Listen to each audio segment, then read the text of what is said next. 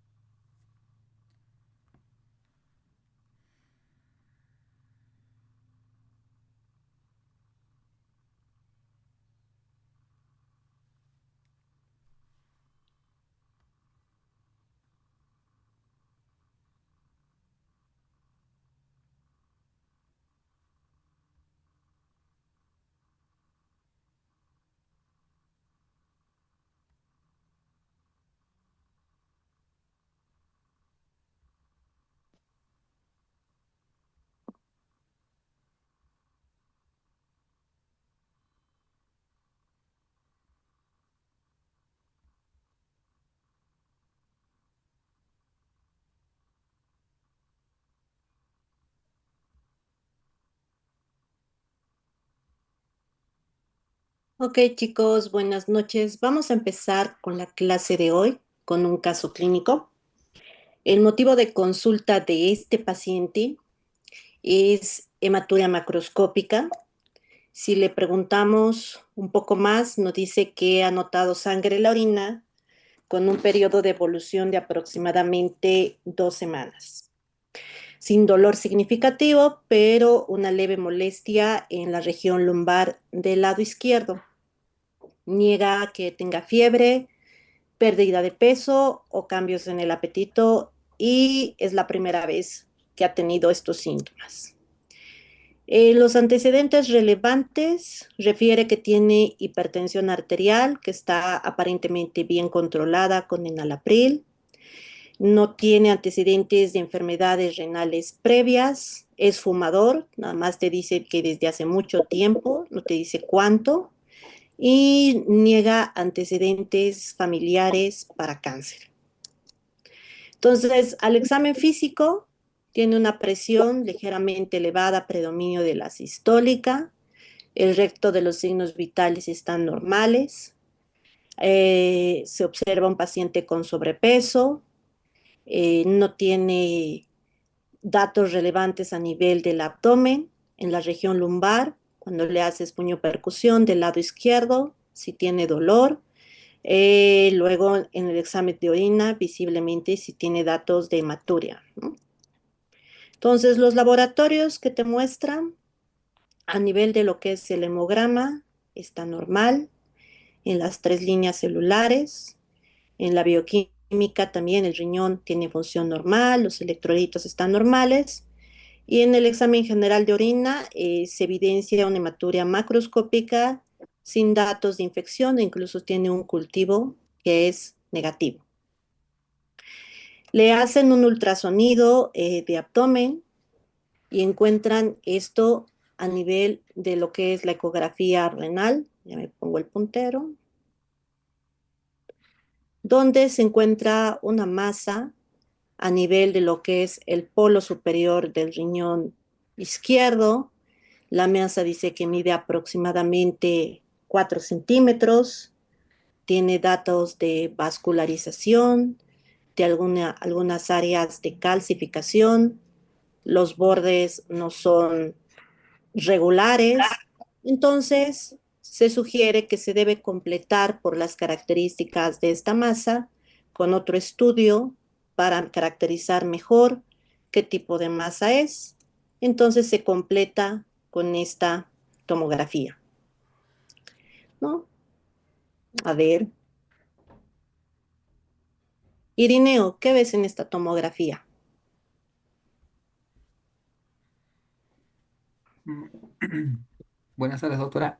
Em, Veo lo que son, bueno, un cambio de color, lo que es un radio, no,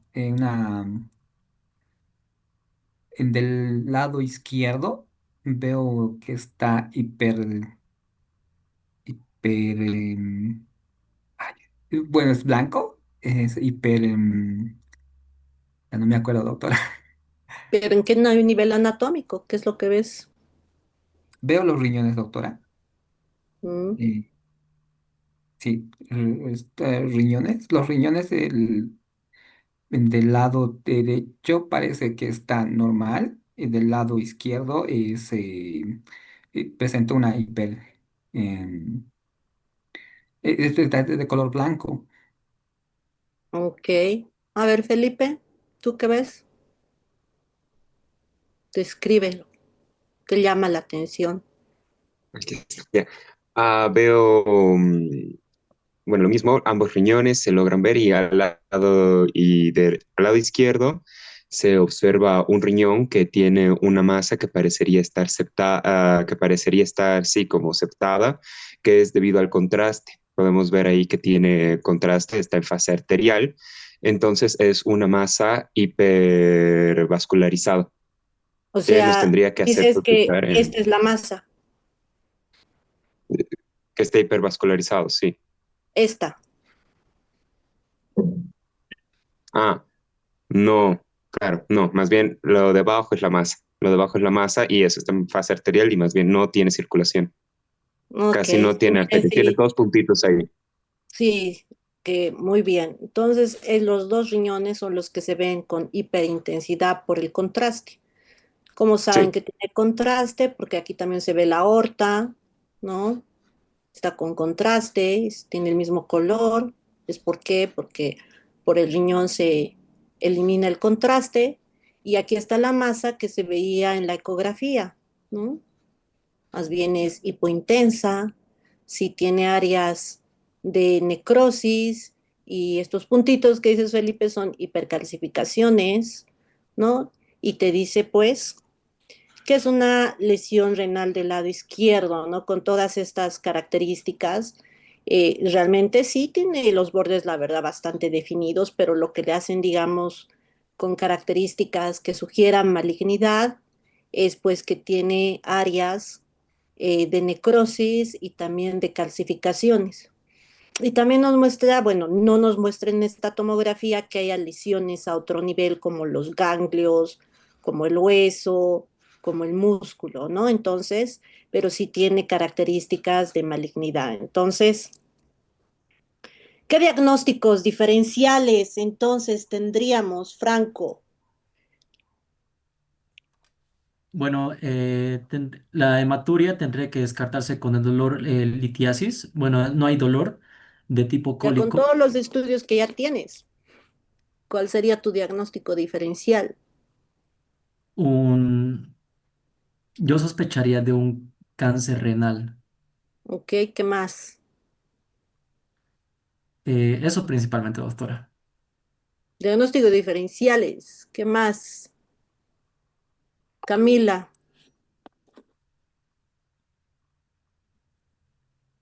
Mm, lo mismo, doctora, cáncer No, renal. pues, si digamos diagnósticos diferenciales, tienen que darme tres diferentes, por lo menos, ¿no? Si ha dicho ya uno, ¿cuál sería otro?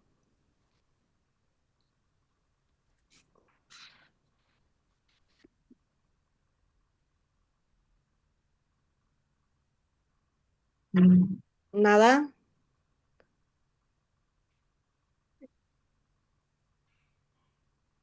Zulma, no, doctora.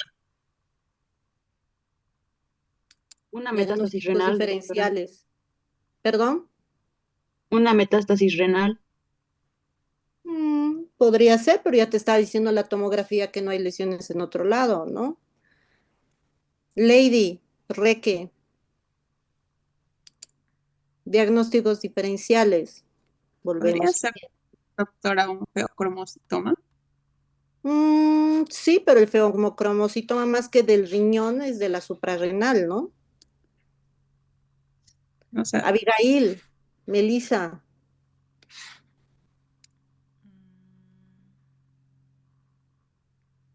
ok, pero ¿quién es? Ricardo, ok, un absceso, quiste, no, porque pues ya te está diciendo la tomografía que es una lesión sólida. Emily,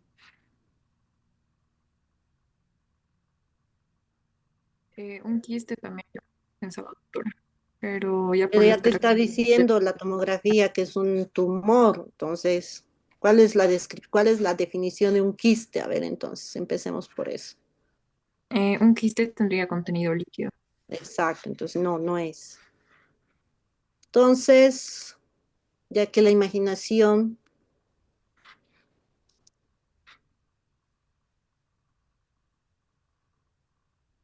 ok, cáncer de células renales, hay otro tipo de tumores, nadie me ha dicho, incluso de grasa, una infección santurogranatosa mucho más raro de que sea eso, un linfoma, pues otro tipo de tumores, ¿no? ¿Qué le hicieron a este paciente? Hicieron consulta con urología, como era una sola lesión, valorarlo para cirugía. Dijeron que probablemente valdría la pena hacer una biopsia antes para confirmar el diagnóstico, pero dijeron que por las características ya tomográficas que eran muy sugestivas de ser un tumor maligno, pues ir directamente a la cirugía, ¿no? Entonces le hicieron una nefrectomía, le hicieron la paroscópica y el resultado fue de patología, un carcinoma de células renales tipo células claras, grado nuclear 2, los bordes fueron negativos y en el seguimiento de la primera consulta posoperatoria al mes no tuvo complicaciones y como era una etapa temprana, se decidió realmente hacer solamente seguimiento con imagen cada 6 meses, los primeros 2 años y luego de forma anual con laboratorios, igual, ¿no? Entonces, generalmente pasa esto y es lo que vamos a ver que es el primer tema de los tumores geniturinarios, que es cáncer renal. Entonces, ¿cuáles son los objetivos de esta clase? Vamos a ver cuáles son los factores de riesgo, su epidemiología, vamos a ver las vías moleculares y los genes que están involucrados en esta enfermedad, la etapificación y con qué estudios de imagen y vamos a ver el tratamiento. Si vemos la incidencia de este tumor a nivel mundial, vemos que es muy raro, representa aproximadamente el 2%, tanto en incidencia como mortalidad. Si lo vemos por sexo, vamos a ver que es predominantemente en los hombres, en una relación de 2 a 1, es de personas ya mayores, entre los 60 a 70 años de edad. Se ha incrementado el diagnóstico en los últimos años y la mayoría se ha visto que están en enfermedad localizada, y eso principalmente por que se encuentran de forma incidental, por otro tipo de estudios que se realizan con otros objetivos, ¿no? Aquellos que son operados, es decir, aquellos como en el paciente que hemos visto, son una enfermedad localizada, el 20% de ellos va a recurrir, ¿no? Va a regresarles, ¿no? El 20% de los pacientes son diagnosticados en enfermedad avanzada, en enfermedad metastásica. Quiere decir que el 80% pues son diagnosticados en enfermedad localizada, ¿no? ¿Qué pasa a nivel de Bolivia? También es un tumor raro, tanto en incidencia como en mortalidad. Se parece los números a lo que se encuentra a nivel mundial. Si vemos solamente los tumores genitourinarios, pues está después, primero está próstata, ¿no? Como en todo. Luego está recién riñón, ¿no? Sería el segundo más frecuente, ¿no? Después de próstata. ¿Cuáles son los factores de riesgo? Hemos dicho primero la edad, ¿no? Hemos dicho que está entre los 60 70 años. El tabaquismo, aquí sí que empieza muy fuerte, está realmente bastante descrito en varios estudios observacionales. La relación de cáncer renal con el fumar es dosis dependiente y también ya se ha descrito que puede reducirse este riesgo cuando hay 10 años de haber dejado de fumar, hecho reducido, no se quita totalmente, ¿no? La hipertensión arterial también y la obesidad. Como que esta triada de acá que cumplía nuestro paciente, si se daban cuenta, era un paciente obeso, hipertenso, que fumaba, son como patognomónicos en cuanto a factores de riesgo para cáncer renal, ¿no? Entre otros factores de riesgo para esta enfermedad, tenemos más raras como la enfermedad renal quística adquirida, que principalmente se ven en aquellos pacientes que están de forma crónica en diálisis, generalmente más de 3 años. Ellos desarrollan enfermedad renal quística y pueden ser propensos a desarrollar cáncer renal. La mayoría, 95%, son esporádicos, ¿no? Un 5% sí está relacionado con síndromes hereditarios, ¿no? O sea, está relacionado con la herencia.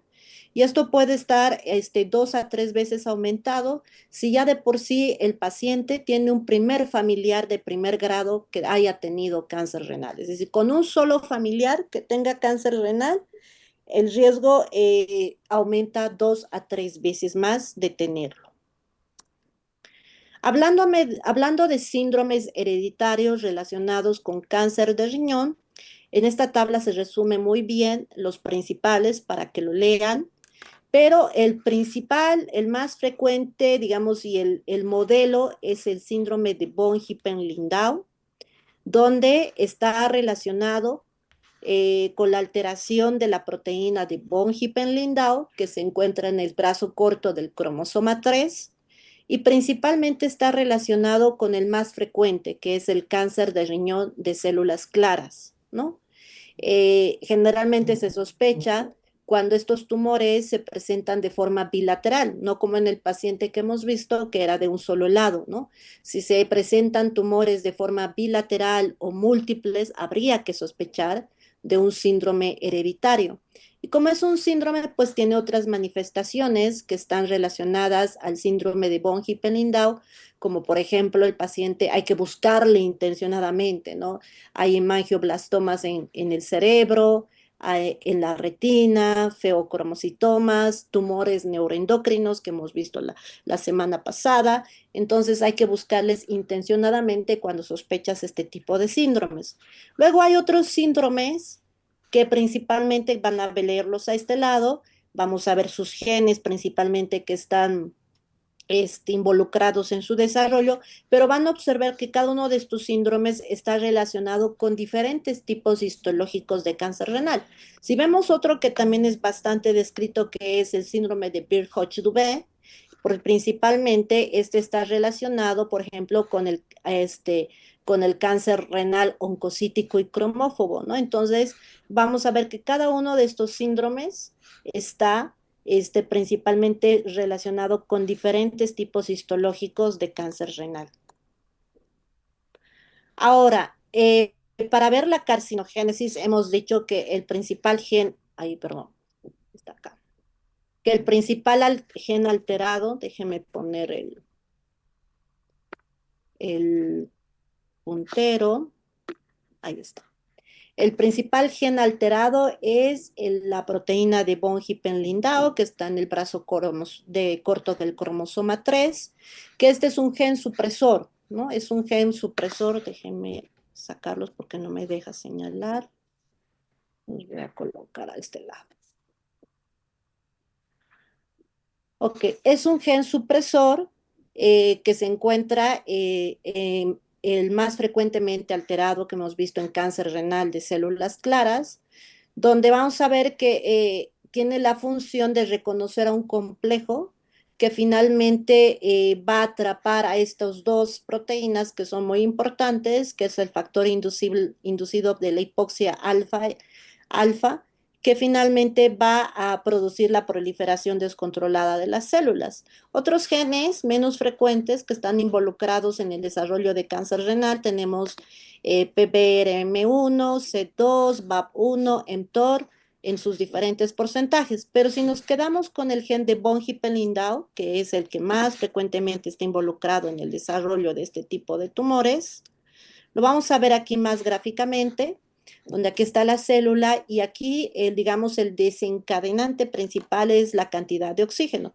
Si vemos este lado, donde hay en condiciones de cantidades de oxígeno normal, vamos a ver que la proteína de von Hippel-Lindau, que no está mutada, que está funcionando normal, va a ligar mediante este complejo de ubiquitinización a esta proteína que es el factor inducible de la hipoxia, ¿no?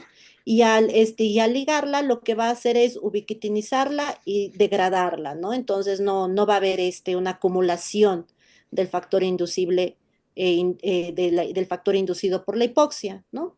Pero ¿qué pasa en condiciones de hipoxia o enfermedades que condicionan el mal funcionamiento de la proteína de von Hippel-Lindau, como ocurre en el cáncer renal?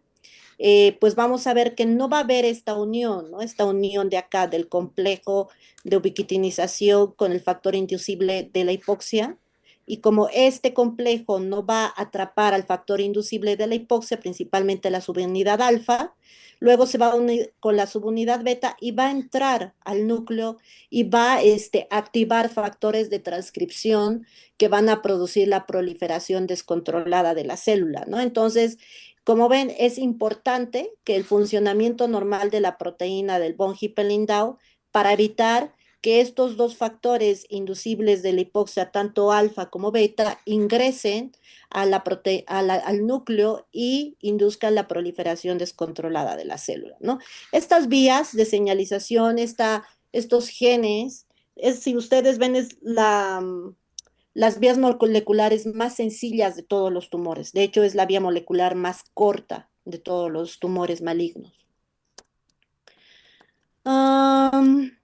¿Qué síntomas podrían hacernos sospechar en este tipo de enfermedad? Hay una triada clásica, que es esta: dolor en el flanco, del lado donde esté comprometido, la hematuria macroscópica que vimos en el paciente, de hecho vimos estos dos, ¿no? Dolor en el flanco, hematuria macroscópica, y la tercera sería una masa abdominal palpable, ¿no? En primer lugar, esta triada, que está descrita desde hace muchos años, es raro encontrarlo. O sea, lo encuentras hasta en el 10% de los pacientes. Y segundo, cuando la encuentras, desafortunadamente ya está el paciente en una enfermedad avanzada, ¿no? Y generalmente está relacionado con una histología de crecimiento rápido y tiene mal pronóstico, ¿no? Entonces, cuando encuentran esta triada, en una mayoría de los casos van a encontrar pacientes con enfermedades avanzadas, porque la mayoría de los tumores renales están asintomáticos en las etapas tempranas, no causan síntomas. Si los encuentran, los van a encontrar de manera incidental cuando realizan imagen por otro tipo de estudios, ¿no? O sea, a veces algún tipo de enfermedad de urgencia puede hacer que les diagnostique y hacerlo curable, ¿no? Así como, por ejemplo, el clásico ejemplo que les doy de un paciente que entra a urgencias por abdomen agudo, datos de apendicitis, colecistitis, le hacen la tomografía, ok, la vesícula sí está inflamada, pero tan de casualidad, de yapa, un tumor más en el riñón, ¿no? Que el paciente no se hubiera enterado si no hubiera sido por el evento agudo, ¿no? Entonces, 60% de los pacientes en general son así, o sea, incidentalmente. La mayoría hemos dicho que se encuentran en estadios localizados, menos frecuentes se encuentran en etapas localmente avanzadas, etapa 3 o avanzadas, etapa 4, ¿no? Los síndromes paraneoplásicos aquí son bastante frecuentes, los puedes encontrar hasta en un 30% de los pacientes. ¿Qué síndromes paraneoplásicos pueden ser? Por ejemplo, hemos hablado de la trombosis venosa profunda, que como un síntoma de inicio, o también hay síndromes paraneoplásicos a nivel del hemograma, por ejemplo, trombocitosis, que no se explica por otra cosa, muy importante también la elevación de la hemoglobina, que a veces que hay que abordarla, puede ser también una enfermedad de von Hippel-Lindau, que está relacionada con un cáncer renal, ¿no? Entonces, es uno de los tumores donde sí se pueden encontrar varios síndromes paraneoplásicos. La leucocitosis, sin otra explicación, también puede ser un síndrome paraneoplásico de cáncer renal. ¿Qué laboratorios una vez que tienes que solicitar? Incluso guías, como por ejemplo de ESMO, que es la Sociedad Europea de Oncología, que junto con la de las NCCN que siempre las he mostrado, son las dos sociedades a nivel mundial, digamos, que rigen la oncología, ¿no? Tenemos las guías americanas, que es lo que les he mostrado de la NCCN en otras clases, pero también las guías europeas son algo en los que nosotros nos basamos bastante en cuanto al manejo de los pacientes. Si está sospechando, te dice un cáncer renal, entonces hay que pedirle estudios de laboratorio generales para ver el estado general del paciente, pero también vamos a ver que estos laboratorios que pedimos, que además de los generales, que es hemograma, química sanguínea, pruebas de función hepática, electrolitos, le agregamos otros como la deshidrogenasa láctica, la proteína C reactiva, porque nos va a ayudar esto a dar un valor pronóstico en la estadificación que realicemos al paciente, especialmente en las etapas tardías. Vamos a ver que estos estudios que agregamos, como la deshidrogenasa láctica, la proteína C reactiva, nos van a ayudar a dar un estadificador de riesgo, ¿no? Que eso nos va a ayudar para el manejo. Y esta es la clasificación pronóstica de riesgo. Hay dos escuelas que, de acuerdo a los estudios previamente que les he mencionado, estratifican a estos pacientes en tres riesgos. Tenemos la escuela que es la más antigua, la que inició esta estratificación de riesgos, que es la de la Memorial Sloan Kettering Cancer Center, que está en Nueva York, que es uno de los centros más grandes de oncología y de investigación que desarrollaron desde que se utilizaba el interferón alfa, que es uno de los medicamentos iniciales que se utilizaron en el tratamiento hace muchos años, ¿no? Y otra de las instituciones es el IMDC, que es the International Metastatic Renal Cancer Carcinoma Database Consortium, que también es de Estados Unidos, pero es del área de epidemiología, ¿no? Ambos son americanos y ambos han desarrollado estos riesgos que son en tres: favorable, intermedio y bajo, basado en estas características. Primero, el estado funcional, el Karnofsky que ustedes ya conocen, si es menos del 80%, si la deshidrogenasa láctica está elevada más de 1.5 veces de lo normal, si la hemoglobina está menos de lo normal, si el calcio corregido es más de 10, ¿no? Si el diagnóstico, si ya tuvo cáncer renal y recurrió menos de un año, también, ¿no? Entonces, de acuerdo a cuántos de estos tengan, sin factores les das un riesgo. Si no tiene ninguno, pues va a ser un cáncer renal de riesgo favorable, ¿no? Si tiene uno o dos factores de los previamente mencionados, va a ser de riesgo intermedio, y si tiene 3 a 5 va a ser de riesgo pobre. Entonces, esta es una de las clasificaciones, eh, y esto nos va a ayudar en el momento de determinar el manejo, ¿no? Aquí también está otra del IMDC que ya hemos visto, tiene casi los mismos factores. Si la enfermedad es avanzada y tiene menos de un año de tratamiento, el Karnofsky, la hemoglobina, aquí agregan las plaquetas. Si vieron la diferencia del primero, no había plaquetas, aquí hay plaquetas y neutrófilos, es lo que le diferencia, ¿no? Y vamos a ver que también, si no tiene ningún factor de riesgo, es favorable; si tiene 1 a 2 es intermedio, y si es más de 2 es pobre. Generalmente el más utilizado es el previo, ¿no? Es este. Pero también a veces se puede utilizar este. La verdad, los dos índices son buenos al momento de clasificarlos, ¿no? Tanto el del Memorial Sloan Kettering como el del IMDC. Y se ha visto pues que aquellos que tienen riesgo favorable tienen mejor supervivencia que aquellos que tienen riesgo intermedio o bajo. ¿Qué estudios de imagen nos ayuda para poder abordar este tipo de tumores? Ya hemos visto que la ecografía es el primer estudio que la mayoría se solicita, pero vamos a ver que la sensibilidad de la ecografía cuando son tumores menos de 3 centímetros es del 60%, o sea, no es tan buena, o sea, se puede pasar desapercibida en tumores menos de 3 centímetros, y su especificidad pues es 70%. En tumores más de 3 centímetros, como vimos en el caso al inicio, la sensibilidad y la especificidad es mucho mejor, ¿no? 85 y 98%, y por eso nos dio las características que hemos mencionado, ¿no? Bueno, la mayoría que van a encontrar son quistes, 80%. y no va a requerir mayor seguimiento, ¿no? Cuando tienen características quísticas. Pero 20%, como pasó en nuestro paciente, van a tener características malignas que van a requerir otros estudios como tomografía o resonancia para poder caracterizar mejor la lesión.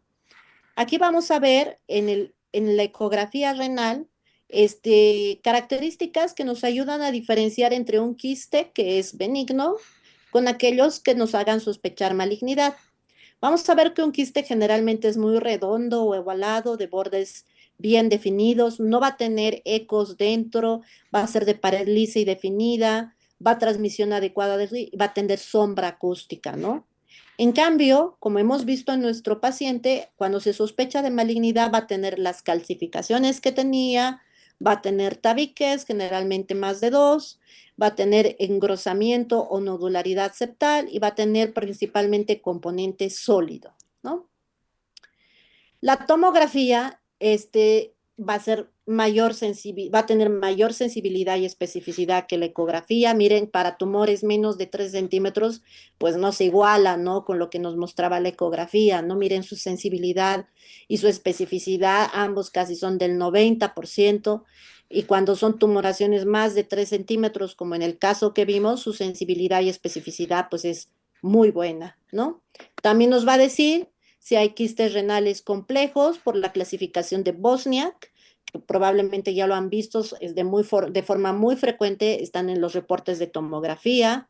La precisión de la tomografía es limitada en cuanto a sensibilidad y especificidad, miren 36 y 76% cuando estamos hablando de quistes. Y si vemos en este cuadrito, está muy bonito porque de acuerdo al tipo de cáncer renal, a los tres tipos, células claras, cromófobo papilar, nos va a decir en las diferentes fases de la tomografía, nos muestra cómo se ve, ¿no? Entonces, solamente por las características del contraste, nos va a decir qué tipo de tumoración es, de células claras, cromófobo o papilar. Vamos a ver cómo capta el contraste, en qué fase, si en los primeros 35 segundos o en los 80 a 100 segundos es donde más capta, si se lava o no se lava. Todo eso nos va a dar con una alta sensibilidad y especificidad, incluso qué tipo histológico puede ser. También aquí en este cuadro está muy bonito porque está la clasificación de Bosniak, ¿no? Que son para los quistes, que va del Bosniak 1 al Bosniak 4, donde van a ver que el 1 y el 2, y pues tienen, la verdad, prácticamente 0% de probabilidad de ser malignos. El Bosniak 2F que le da 5% y esto es porque los quistes van aumentando, pero vean en el Bosniak 3 y el Bosniak 4 sí que tienen muy alta probabilidad de que sean malignos, por los cuales deben abordarse y tratarse, ¿no? Entonces, esta clasificación la van a ver de forma muy frecuente en los reportes de tomografía. La resonancia magnética, ¿a quiénes le podemos realizar cuando al paciente no se le puede administrar el contraste de la tomografía, porque es alérgico, porque ya tiene falla renal o porque ya ha tenido un antecedente de reacción a la radiación previamente por una tomografía? Las personas embarazadas, por ejemplo, no les puedes poner el contraste de la tomografía, pero sí le puedes hacer resonancia magnética. Tiene muy buena sensibilidad y especificidad para las tumoraciones del riñón, para quistes también. La verdad es un estudio muy bueno, pero aquí pues la cuestión es el costo, ¿no?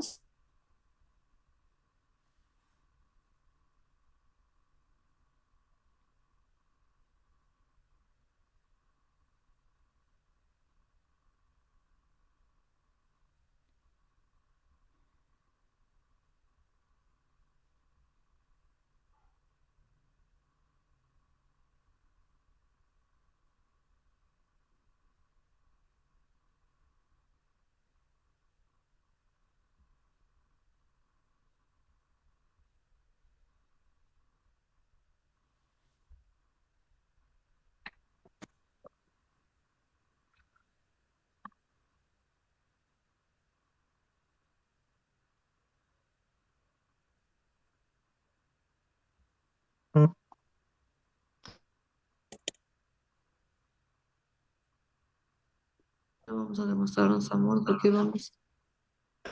Otro estudio también que nos ayuda a la etapificación, pues es el PET-CT con FDG, donde la sensibilidad y especificidad pues es muy buena, pero tiene, digamos, un pequeño detalle. El contraste pues se elimina por el riñón, ¿no? Entonces, a veces puede pasar desapercibido tumoraciones pequeñas y enmascararse, ¿no? Con el contraste que se eleva. Entonces, hay que ser muy cauteloso en el momento de la interpretación porque probablemente pueda estar, esto principalmente ocurre con los tumores que se encuentran en todo el sistema geniturinario, principalmente por eso ya hay otro tipo de PET-CT, que es con PMSA, que actualmente se utiliza más para tumores de próstata, lo vamos a ver, pero que es un contraste diferente para poder diferenciar, ¿no? Principalmente que estos tumores a nivel renal y todo el sistema geniturinario no se enmascaren, ¿no?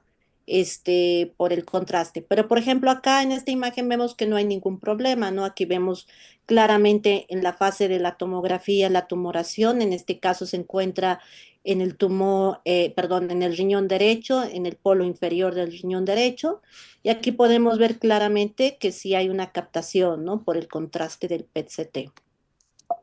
Y también pues nos ayuda para ver que no haya metástasis a distancia, ¿no? La biopsia del riñón, generalmente tiene una buena precisión si se lo hace, pues con manos entrenadas, puede ser transcutáneo, lo hacen generalmente en consultorio, lo hacen o los radiólogos o los urólogos, puede tener complicaciones con porcentajes bajos, desde hemorragia, infección, fístulas.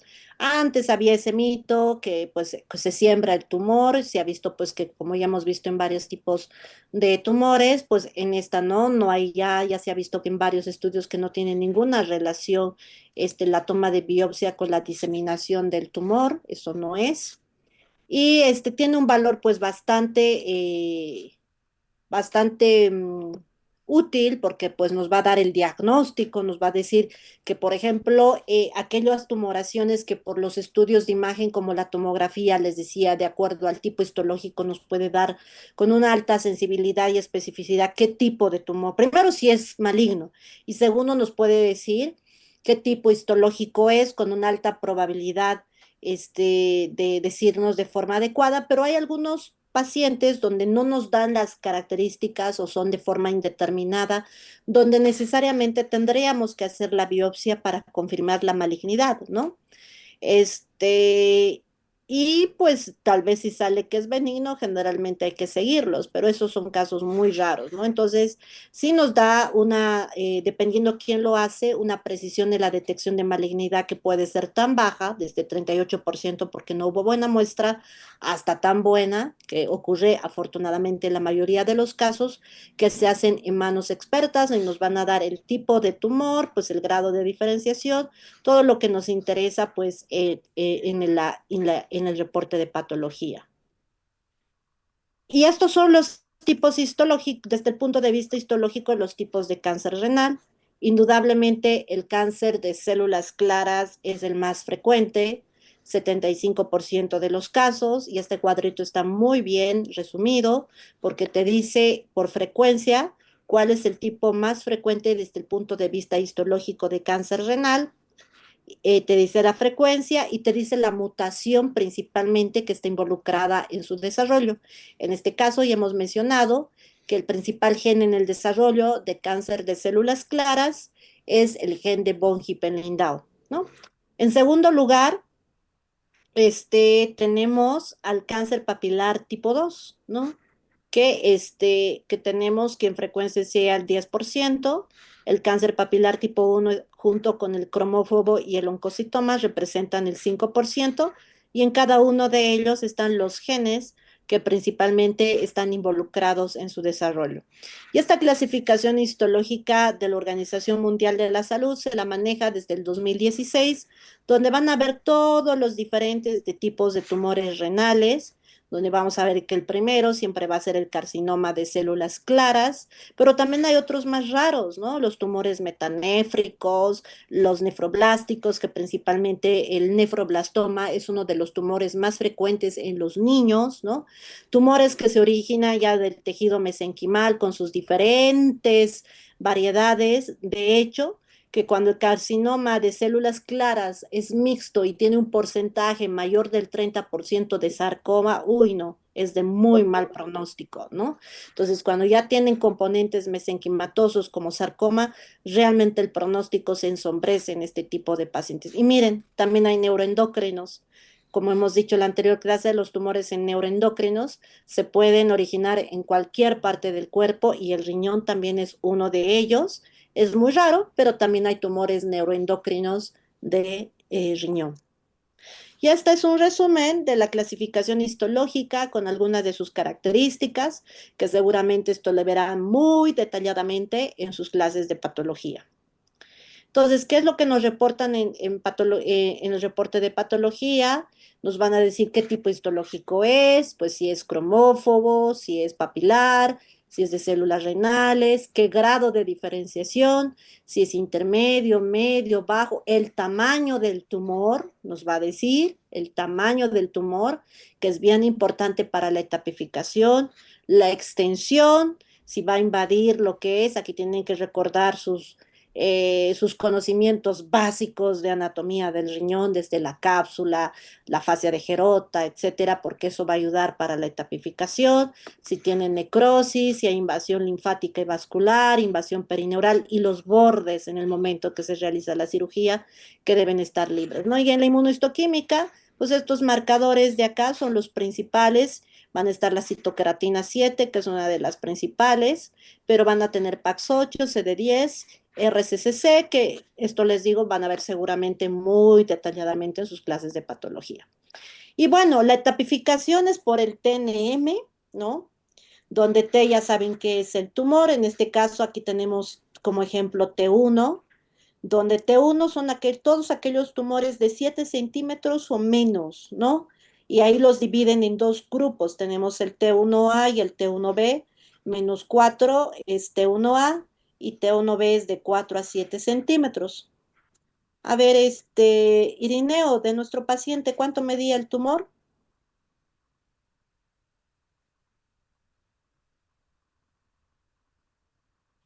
No recuerdo, doctorita. Ta. Se nota que están en la luna de Valencia. Franco, ¿cuánto medía el tumor? 4.5 era, doctora. ¿Quién está hablando? ¿Jacqueline?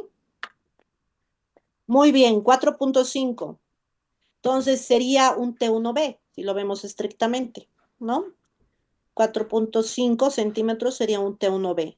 El T2 ya son tumores mucho más grandes, ¿no? De 7 centímetros, pero sean menos de 10 centímetros. Ya igual lo dividen en T2A y T2B, ¿no?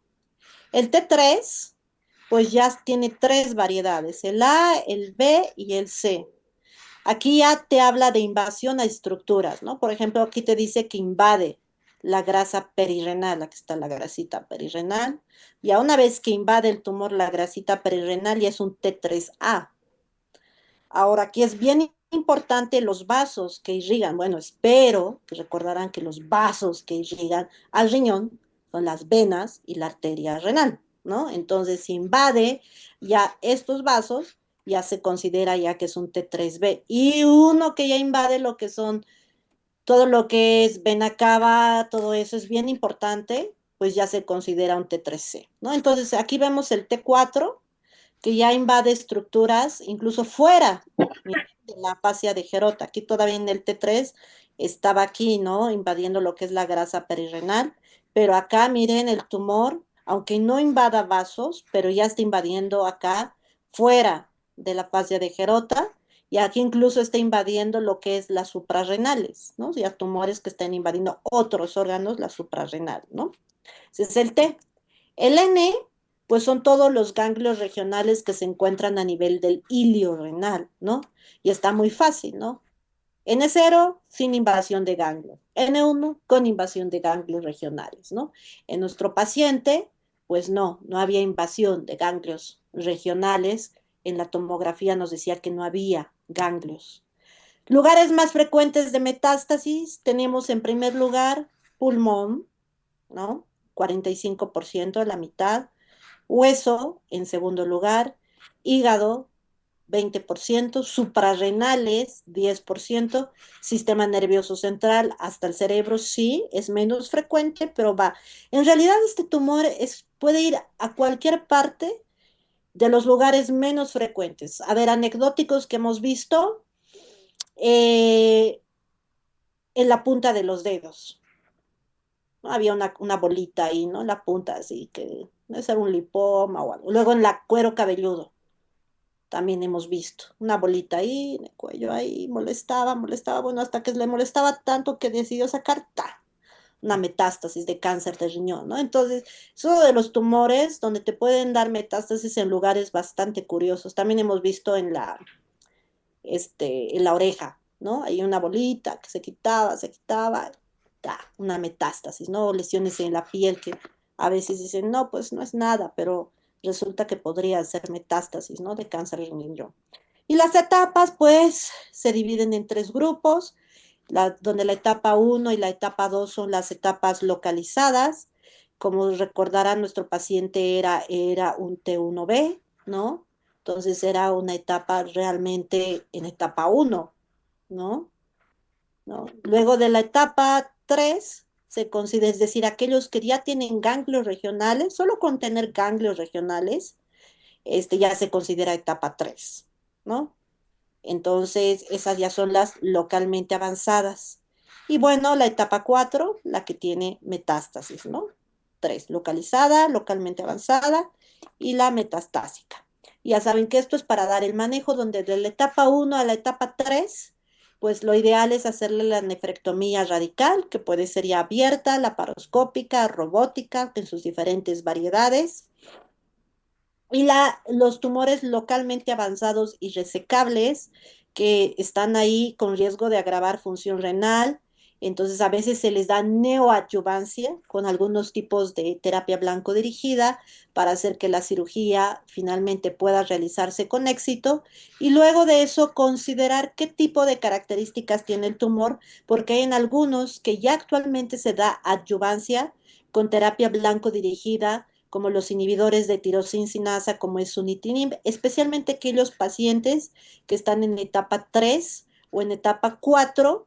Vamos a ver que algunos metastásicos sí les puedes dar, pero hablando de las etapas localizadas, se puede dar adyuvancia. Como ven, aquí no hay un rol para la quimioterapia. Y esta es una línea del tiempo de todo lo que ha ido evolucionando el tratamiento en cáncer renal desde los años 90. ¿Qué pasaba antes? Pues no, nada, solo los operaban y ya. O si estaban en enfermedad metastásica, les daban los santos óleos y nada más, ¿no? En el año 92 empezó a desarrollarse esto que es el interferón alfa y las dosis de interleucina 2, porque al igual que vamos a ver en melanoma, el cáncer renal es uno de los tumores con mayor respuesta inmunológica, donde está involucrado eh, el sistema inmune en el desarrollo de este tipo de tumor, ¿no? Entonces se daban altas dosis de interleucina e interferón alfa, pero realmente estos eran tratamientos con eh, altos efectos secundarios. Tenían buena respuesta, pero tenían efectos secundarios severos, tantos que tenían que administrarlos dentro de una terapia intensiva, ¿no? Como verán, desde el 92 hasta el 2005 es cuando sale este primer fármaco que ya lo hemos visto en otro tipo de tumor, el sorafenib. A ver, por una estrellita, ¿en qué tumor hemos visto que se utiliza el sorafenib como tratamiento? Levante la mano y me lo dice. ¿Uno? ¿Nadie? Nadie, porque si no ya lo están googleando. O sea, el que sabe, sabe. Entonces, el sorafenib, que es un inhibidor de tirosina, un antiangiogénico, no, ese fue el primero que se desarrolló para investigar, pero hasta el 2006 el sunitinib fue el parteaguas, ¿no? Que también es un inhibidor de tirosina, que se vio que en pacientes en etapas avanzadas tenían respuesta. Y así se fueron viendo que temsirolimus, que es un inhibidor de mTOR, everolimus también un inhibidor de mTOR, bevacizumab, lo unieron con el interferón alfa que se utilizaba, que es un antiangiogénico, de hecho en cáncer renal está muy relacionado con la angiogénesis. Entonces vamos a ver que toda la parte de arriba principalmente son inhibidores de tirosina y es hasta el año 2015 donde la inmunoterapia también tiene un rol en el tratamiento de este tipo de tumores. Tanto que ya en los años 2019, 2020 para adelante, la base fundamental del tratamiento de cáncer renal avanzado está basado en la combinación de un inhibidor de tirosina e inmunoterapia. Aquí tenemos axitinib, que es un inhibidor de tirosina, que se combina con inmunoterapia, que es pembrolizumab. Aquí hay otro, axitinib, avelumab, es otra inmunoterapia. Y aquí tenemos pura inmunoterapia, nivolumab con ipilimumab, ¿no? Entonces, hay la era de las citocinas, que es la más antigua, hay la era de la terapia blanco molecular sola, hay la era de la inmunoterapia sola y actualmente digamos, el boom, el tratamiento es combinar la inmunoterapia con la terapia blanco molecular dirigida, ¿no?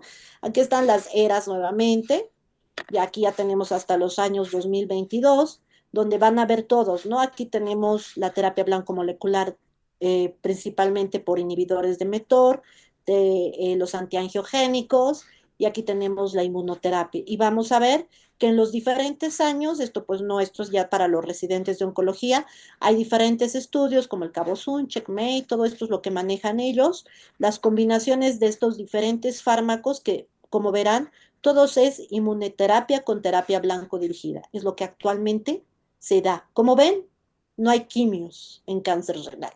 O sea, si ven dar a quimios en cáncer renal, la verdad preferible dejarlo en mejores cuidados paliativos porque estos no responden a quimioterapia, o sea, son resistentes a quimioterapia.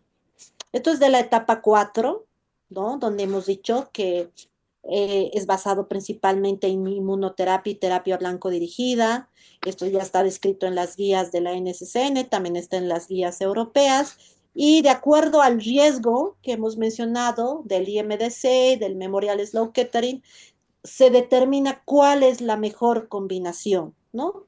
Por ejemplo, para el riesgo intermedio y alto, axitinib con pembrolizumab es la mejor combinación, ¿no? Que son los riesgos intermedios o pobres. De estos todos, a ver qué es lo que tenemos en el país. En el país tenemos pembrolizumab, tenemos axitinib, o sea, podríamos dar el primer día del tratamiento. Tenemos cabozantinib, también se puede dar, tenemos pazopanib o sunitinib, también tenemos, ¿no? Entonces ya varios fármacos afortunadamente se pueden conseguir en nuestro país. Y aquí ven que para riesgo favorable también es axitinib pembrolizumab, ¿no? Entonces, si tenemos axitinib pembrolizumab, realmente podemos tratar a todos los riesgos, ¿no? Y este es un cuadro del mecanismo de acción de los inhibidores de tirosina, que es de los fármacos que se utiliza más, qué tipos de inhibidores, en qué lugares, los inhibidores de MET, ¿no? Del receptor de MET. Tenemos los inhibidores de mTOR, que ya hemos visto que están aquí en las vías de señalización de PI3, AKT, mTOR, si se acuerdan, forma parte de eso. Y también tenemos los inhibidores de los factores del endotelio vascular, que se encuentra también a nivel de la membrana extracelular, ¿no? Cada uno, aquí tenemos los ejemplos de los inhibidores de los antiangiogénicos, ¿no? Sorafenib, sunitinib, pazopanib. Y uno de los efectos secundarios más frecuentes de este tipo son la trombosis. Y que concluimos que el diagnóstico temprano pues es crucial, ¿no? Porque las etapas localizadas obviamente tienen mejor pronóstico, pero desafortunadamente pues la mayoría de ellos los encontramos de forma incidental. No olvidemos que los factores de riesgo, la triada típica es tabaquismo, obesidad, hipertensión, pero también hay un porcentaje bajo, 5%, que puede tener predisposición genética. El tratamiento ya saben que es basado en la etapificación, que puede ser desde cirugía, terapia dirigida, inmunoterapia, y también ya hay varias combinaciones nuevas que se están estudiando. Como ven, no hay quimioterapia. El pronóstico, pues, Etapa temprana, mejor pronóstico. Etapa avanzada, peor pronóstico. ¿Tienen alguna pregunta, alguna duda de cáncer renal?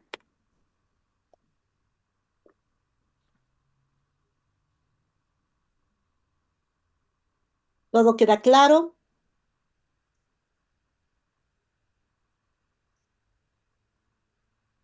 Entonces ahorita si tomamos un examen oral, pues saben, ¿no?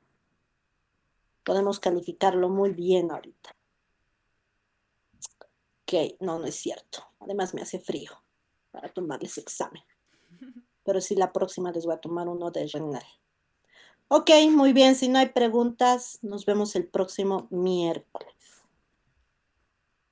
Adiós, chicos. Hasta luego, doctora. Hasta Hasta luego. luego.